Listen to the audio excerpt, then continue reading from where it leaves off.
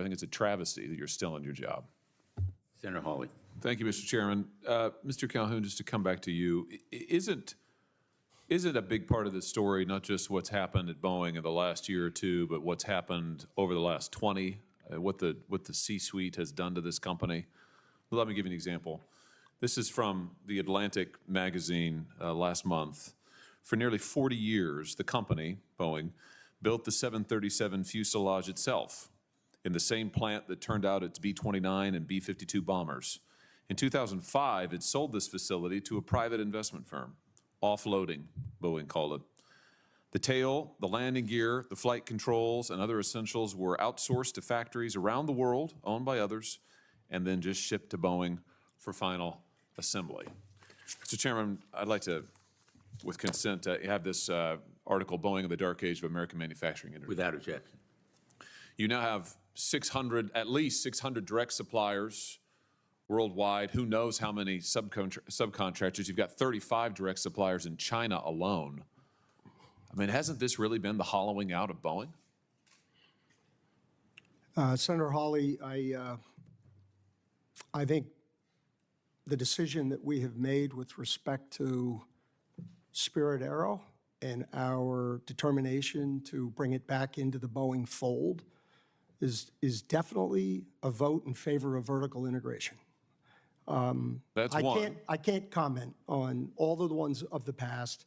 And we have not had the number of issues and those that we are currently dealing with respect to our fuselage. So I can't rewrite history, but I can take action. You're in charge forward. you're in charge of the company. I'm just asking you. You're in charge of a company. You're getting paid $33 million a year. You're in charge of a company that has systematically, over decades now, shipped out its jobs, shipped out its production. Over the last decade, while you've either been in charge as CEO or on the board, stock prices have rose 600% at Boeing. You've, in fact, done $59 billion in returning cash to shareholders, $20 billion of that in dividends, $39 billion of that in stock buyback. Some people are doing great here. I'm just wondering, given the fact that your airplanes are falling out of the sky, do you think that any of that has to do with the fact that you really don't make that much anymore in this country or in-house? I mean, hasn't it been a mistake to hollow out the company and ship your production and your manufacturing and your know-how to other places around the world instead of doing it yourself, the American engineers, American workers? Senator Hawley, I think I read an annual report going all the way back to the introduction of the 747, which highlighted the fact that 65% of that airplane would be sourced by U.S. manufacturers here and there. And the other thing I do know that since 2015, again, I don't have all that history, but before that, we have actually brought more work to the U.S. than we have taken out of the U.S. And at an absolute level, our work in the U.S. is in the high 80%. And that is unlike any other industry I have ever worked in. These are your suppliers, you're saying? These are your subcontractors, yes. Right? The ones who are using Dawn dish soap to test their doors and cheesecloth to test the plugs, right? Those. Your CFO, Brian West, recently went on the record and said that Boeing probably got a little too far ahead of itself on the topic of outsourcing. You agree with that? He was speaking directly to our decision to go after Spirit. So he was right? He was speaking directly to our decision to vertically integrate Spirit.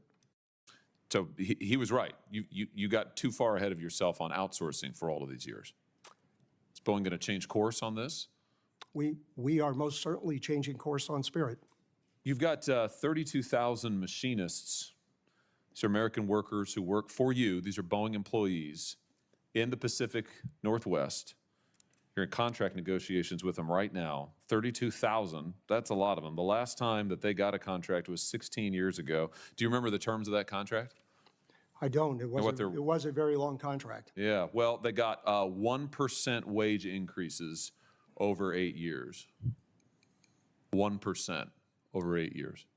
You got a 45% increase just last year, and you're making $33 million. Do you think maybe these folks deserve a raise? Oh, they will definitely get a raise. Good, good. I hope it's a substantial one. And I hope that maybe this will be an opportunity for Boeing, under new leadership, to reverse course and actually start making things again, start making things in this country again, and start paying its people well. I've listened to your testimony, and it seems like the gist of it seems to be that if you could just get your employees to comply, follow the rules, follow your management techniques, et cetera, things would be better. I don't think the problem's with the employees. Oh, it's actually. not. It is Yeah, not. I think the agree. problem's with you. You. It's the C-suite. It's the management. It's what you've done to this company. That's where the problem is. The problem's at the top. Your engineers, they're probably the best in the world. Your machinists, they're outstanding. You're the problem. And I just hope to God that you don't destroy this company before it can be saved.